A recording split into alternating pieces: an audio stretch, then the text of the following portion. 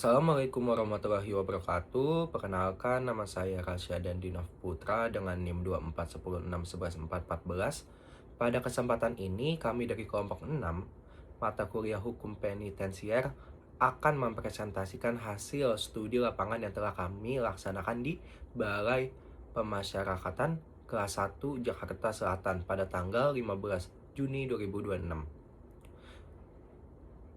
Indonesia merupakan negara hukum yang menjunjung tinggi keadilan, kepastian hukum, dan kemanfaatan hukum. Dalam sistem peradilan pidana, tujuan pemindanaan tidak hanya memberikan hukuman kepada pelaku tindak pidana, tetapi juga membina serta mempersiapkan mereka agar mampu kembali menjadi anggota masyarakat yang baik. Hal tersebut diwujudkan melalui sistem pemasyarakatan sebagaimana diatur dalam Undang-Undang Nomor 22 Tahun 2022 tentang pemasyarakatan. Salah satu lembaga yang memiliki peran penting dalam sistem tersebut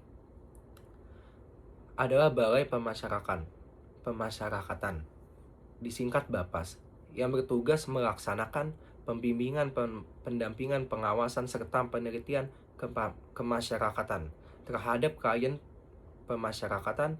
Oleh karena itu, tujuan studi lapangan ini adalah untuk memahami secara langsung sebagaimana pelaksanaan hukum penitensier diterapkan dalam praktik selanjutnya.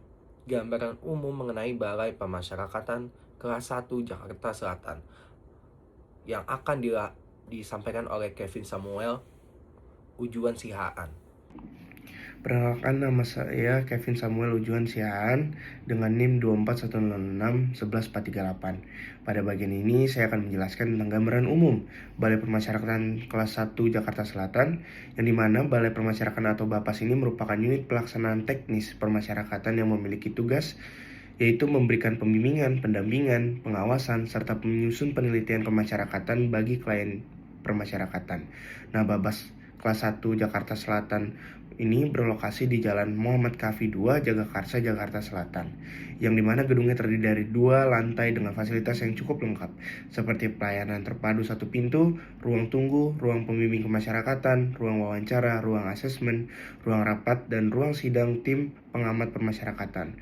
Nah, berdasarkan hasil observasi yang kami lakukan, pelayanan di BAPAS ini berlangsung secara tertib, petugas memberikan pelayanan dengan baik, serta tersedia berbagai informasi yang memudahkan masyarakat maupun klien permasyarakatan memperoleh layanan. Selanjutnya, tugas dan fungsi Balai Permasyarakatan akan dijelaskan oleh Alfarel Omat Lutfi.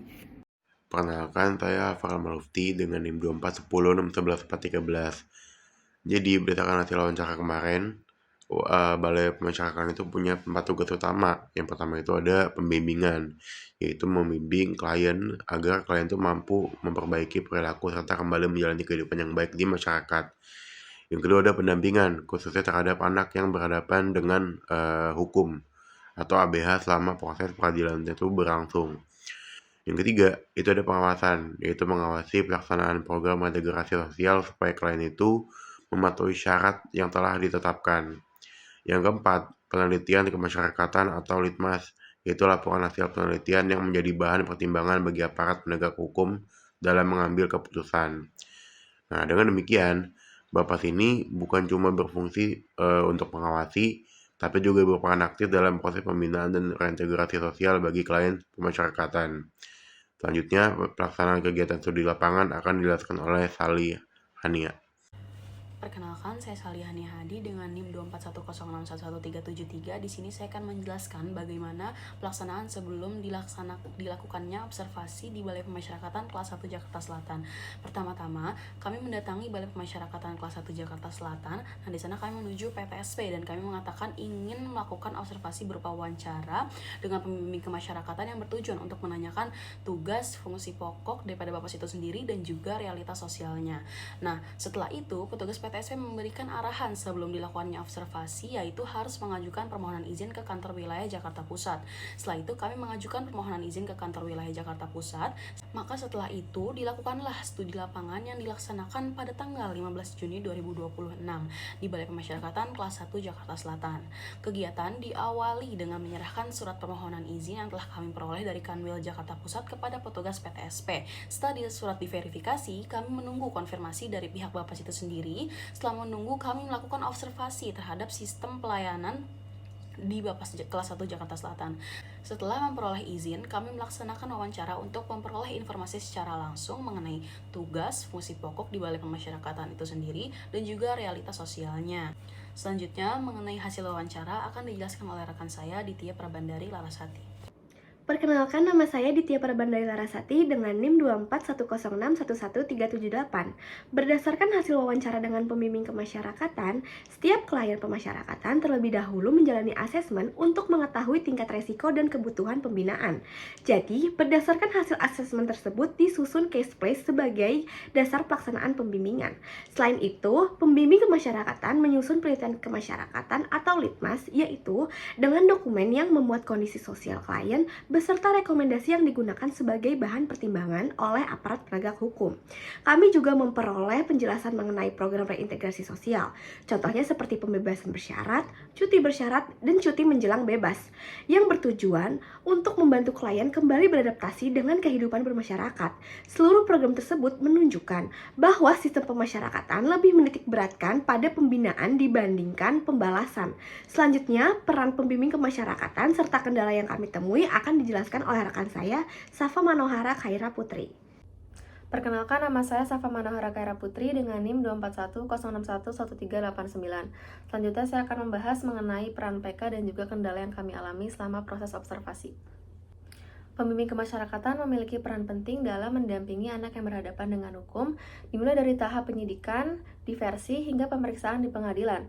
Selain itu, pembimbing kemasyarakatan juga berkoordinasi dengan pihak kepolisian, kejaksaan, pengadilan, lembaga permasyarakatan, serta kelompok masyarakat peduli permasyarakatan atau Pokmas Lipas dalam mendukung proses reintegrasi sosial.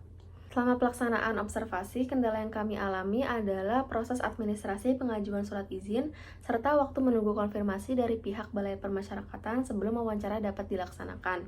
Namun, seluruh kegiatan akhirnya dapat berjalan dengan baik dan lancar berkat adanya kerjasama dari pihak Balai Permasyarakatan.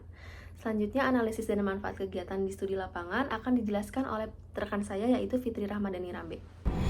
Perkenalkan, saya Fitri Rahmadani Rambe dengan NIM 24106111375. Dari kegiatan studi lapangan ini, kami memahami bahwa hukum penitensier tidak hanya berorientasi pada pelaksanaan pidana, tetapi juga mengutamakan pembinaan, rehabilitasi, perlindungan, dan hak asasi manusia, serta reintegrasi sosial. Melalui observasi dan wawancara secara langsung, kami dapat melihat bagaimana teori yang dipelajari di bangku kuliah diterapkan dalam praktik oleh Balai Pemasyarakatan. Pengalaman ini memberikan pemahaman yang lebih mendalam mengenai peran strategis Bapas dalam mendukung keberhasilan sistem peradilan pidana di Indonesia. Selanjutnya, kesimpulan dari hasil studi lapangan akan disampaikan oleh Sultan Atareza Zahirudaulan Munif. Perkenalkan, nama saya Sultan Atareza Zahirudaulan Munif dengan NIM 24106111408. Berdasarkan hasil studi lapangan dapat disimpulkan bahwa Balai Pemasyarakatan memiliki peran yang sangat penting dalam sistem peradilan pidana di Indonesia. Bapas tidak hanya melaksanakan pengawasan saja, namun juga pembimbingan, pendampingan, serta penyusunan penelitian kemasyarakatan yang menjadi dasar dalam proses pembinaan dan reintegrasi sosial klien pemasyarakatan. Melalui kegiatan ini, kami memperoleh pengalaman yang sangat bermanfaat karena mampu menghubungkan teori hukum penitensier yang dipelajari di bangku perkuliahan dengan praktik yang berlangsung secara langsung di lapangan. Demikian presentasi hasil studi lapangan kami dari kelompok 6. Kami yang mengucapkan terima kasih perhatiannya kepada Bapak atau Ibu dosen serta teman-teman sekalian. Mohon maaf apabila terdapat kekurangan dalam penyampaian kami. Wassalamualaikum warahmatullahi wabarakatuh.